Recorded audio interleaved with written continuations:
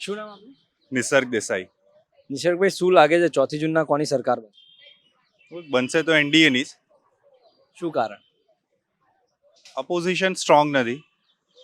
લોકોને ઓપ્શન હોય તો કદાચ વોટ આપે, પણ છે નહીં. સામે કોને વોટ આપો? Yes, definitely.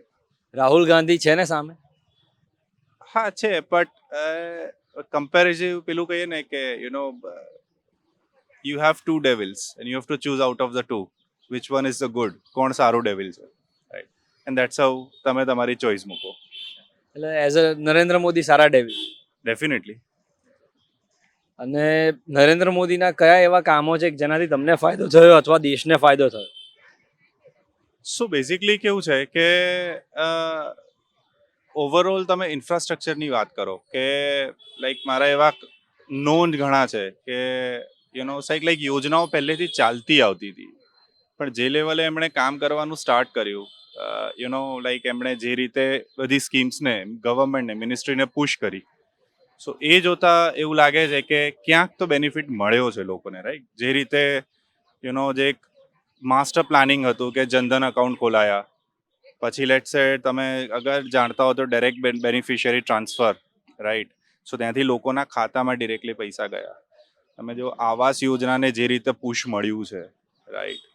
સો એવા ઘણા બધા લોકો તો આજે અધરવાઇઝ પેલું કહેવાય ને, પેલો લોઅર મિડલ ક્લાસ જે ભીખે ના માગી શકે અને કાઇન્ડ ઓફ કરી બી ના શકે, સો એ લોકોને આજે આવાસ બી મળી રહ્યા છે, રાઈટ? અને જ્યારે તમારા નોનને આવું મળે ને, તમે ત્યારે રિયલાઇઝ થાય. બાકી કેવું છે કે આજે તમે કહો છો ને હું સાંભળું છું, આ ભાઈ કહે છે ને હું સાંભળું છું, રાઈટ? પણ જ્યારે આગળની સરકારોમાં તો આવું જ થતું હતું. એ હા, કહેતા હતા ને આપણે એક્ઝેક્ટલી. સાંભળતા હતા, આ કર્યું, આ કર્યું. આપણે હા, એટલે અત્યારે બી ફ્રેન્કલી સ્પીકિંગ એવું નથી. લાઈક ભરોસો છે એનડીએ ગવર્મેન્ટ પર, બટ એક આજે લર્નેડ માણસ જાણે છે કે તમે એક લેવલથી વધારે ફેંકા ના મારી શકો, રાઈટ? લોકો મૂરખ તો નથી જ.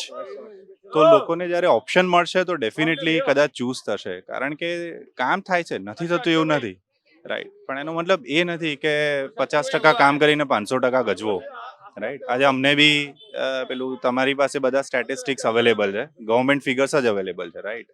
શું સર્વે બહાર થાય છે વર્સિસ અહીંયા થાય છે, બધું હવે લોકો જાણે છે આજની તારીખમાં. એટલે થોડું ગવર્મેન્ટને કેવું છે કે એક મજબૂત અપોઝિશન પણ જોઈએ, રાઈટ? તો આ બધું વધી શકે આ ડેફિનેટલી. વખતે અપોઝિશન મજબૂત થશે. એટલે અગેન આખું પોલિટિક્સ જ છે, રાઈટ? ઓપોઝિશન પાસે બી કોઈ મુદ્દો તો છે જ નહીં, પણ ફર્સ્ટ ટાઈમ આજે પર્સનલી મને એવું ફીલ થઈ રહ્યું છે કે જે પોઝિશનમાં છે એમની પાસે પણ મુદ્દા ખૂટી રહ્યા છે, રાઈટ? ઓવરઓલ કેટલી સીટો એ ભાજપ જીતી? ગઈ વખતે લગભગ 303 કે 304 તો બીજેપી આવી હતી ને એનડીએ વધારે હતી, તો ડેફિનેટલી સીટો ઘટશે, રાઈટ? પણ આવશે તો એનડીએ જ.